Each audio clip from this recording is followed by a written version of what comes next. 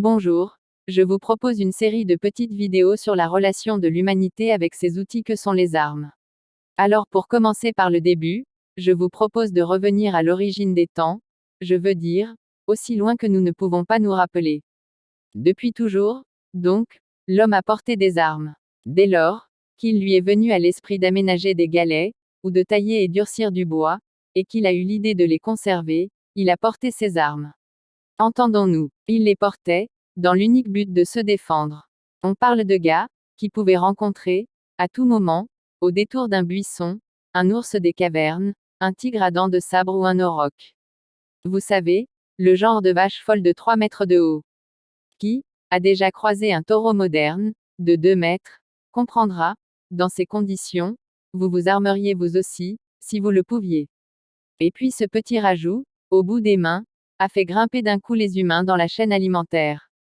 De charognards omnivores, les voici devenus des prédateurs, et vu leur taille, et leur caractère grégaire, ils se placent plutôt pas mal. Même s'ils sont toujours des proies, surtout, s'ils se retrouvent isolés.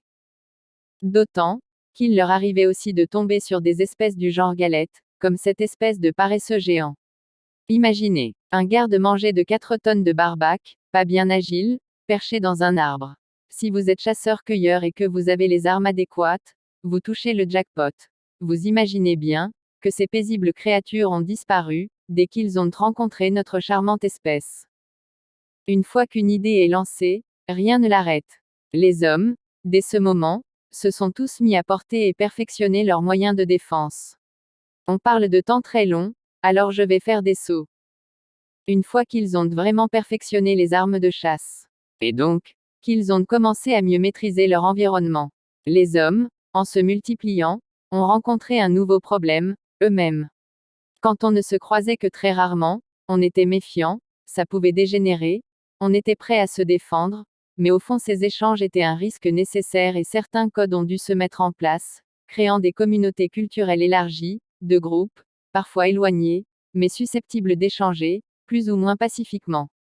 Enfin, plutôt pacifiquement, vu que pendant longtemps l'équipement s'est résumé à une caillasse plus ou moins taillée et parfois agrémentée d'un bon bâton. Cela ne laissait que peu de place à l'imagination, qui devait de toute façon, être limitée, à ces époques. On a les traces, de ces échanges culturels, et commerciaux. Dans la sphère européenne, où des échanges préhistoriques, de l'Atlantique à l'Oural, sont attestés par des découvertes archéologiques. Mais très rapidement, le fait de croiser trop souvent des groupes étrangers, parfois suivant des codes différents, est devenu générateur de tensions, d'échauffourées puis de batailles rangées entre clans. Les preuves certaines de ces échanges datent de 60 000 ans, avec des traces de massacres qui ne peuvent que résulter d'une guerre de clans. Mais des ossements, datant de 150 000 ans, laissent penser qu'ils ont commencé bien avant, avec une plus faible fréquence. Entendons-nous encore bien. Quand on parle de guerre de clans, à ces échelles, on parle plutôt d'une querelle de voisinage qui dégénère et dans lequel les deux familles s'investissent à fond. Ça se finissait souvent par un massacre avec tout ce qui tombait sous la main. Je vous rappelle que les tribunaux ont dû être inventés genre 50 000 ans plus tard, alors ne jugez pas. Autre temps, autre mœurs. Pour revenir aux traces qui nous sont parvenues. Nous parlons d'abord, vers 150 000 ans, de traces de coups d'objets sporadiques avec une prospérité du genre pierreux. Ces coups ont souvent été répertoriés sur le crâne. Mais si vous connaissez l'histoire, du gars qui cherche ses clés, le soir, sous un lampadaire, vous savez que le crâne, étant plus épais, a eu plus de chances de nous parvenir et donc que nous observions ces fractures. Bon, soyons clairs, ces coups auraient bien pu être accidentels, mais connaissant notre nature paisible, nature qui nous vient de loin, à en croire l'observation des grands singes, qui ne sont pas les derniers, dès qu'on parle de marave. Mais le niveau d'évolution des armes de chasse, détournées pour la défense ou l'attaque, ne permettait pas de conflits fréquents. Pendant un temps interminable, l'équipement de chasse, défense, guerre, était constitué d'un épieu en bois durci, d'un coutelas en pierre, allant du chopper à de fins couteaux en obsidienne. Et enfin, une éventuelle arme de jet, allant du chopper à la lance, en passant par la hache de pierre. L'inefficacité des armes de jet oblige au corps à corps, épieu en main. Et ce type de combat est très coûteux en vie.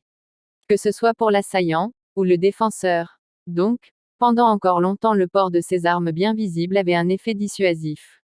Et on ne leur en demandait pas plus. Bon, passons cette époque. Les traces suivantes ont environ 60 000 ans, mais elles sont très claires. Choc avec la partie redondante d'une lance, pointe de flèche fichée dans des os, comme si on avait filé un arc à Cadoc, et tout un tas de joyeusetés, du même genre, qui ne laissent pas de place au doute, quant à l'intention et l'utilisation d'armes. On peut considérer que la défense personnelle a basculé vers cette époque. Elle n'était plus dirigée, principalement, vers les animaux sauvages, le vrai prédateur n'avait que 2 pattes. Les armes se sont affinées, de même que la taille des pierres. L'arc a été inventé, et peut être la fronde aussi. Les nouveautés ont incité les hommes à s'organiser car le ratio puissance de destruction-distance est inversé. Un gars tout seul a peu de chances d'emporter avec lui une partie de ses assaillants, il devient vulnérable, on commence donc à pouvoir se mettre sur la gueule à bonne distance. Et on ne se gêne plus. Mais bon, où il y a de la gêne, il n'y a pas de plaisir.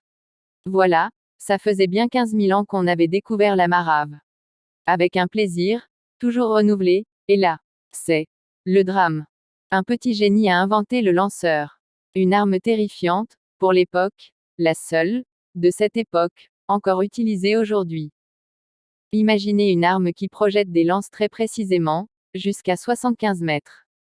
Un simple bâton taillé qui, s'il est bien utilisé, permet, aussi bien d'aligner en tir tendu à pleine puissance, que de dégommer à bonne distance. Cela va réinverser le ratio et redonner ses chances au gars solo, qui, s'il est doué et qu'il a suffisamment de munitions, peut tenir face à un petit groupe. Parallèlement, les armes de corps à corps devenaient de plus en plus efficaces. Mais dans l'ensemble, tout était naturel, on s'équipait pour se nourrir et se défendre, chacun portait tout ce qu'il pouvait fabriquer et acquérir. Tout était simple, aucune distinction entre les individus, seule leur capacité de transport et d'acquisition de matériel de défense importait. Jusque-là, c'est la stricte loi de la nature qui prévalait entre les hommes. Vint alors la révolution du néolithique. Partout où elle arrivait, tout s'accélérait, tout changeait. Les modes de vie, la technologie et avec elle l'armement. Ce qui impliqua des modifications de comportements collectifs et individuels. Ces changements seront tellement fondamentaux, qu'on assistera à une vraie rupture, un changement d'époque. Ces évolutions sont tellement riches qu'elles feront l'objet d'une prochaine capsule. Voilà, c'est la fin de cette première vidéo, j'espère qu'elle vous a intéressé.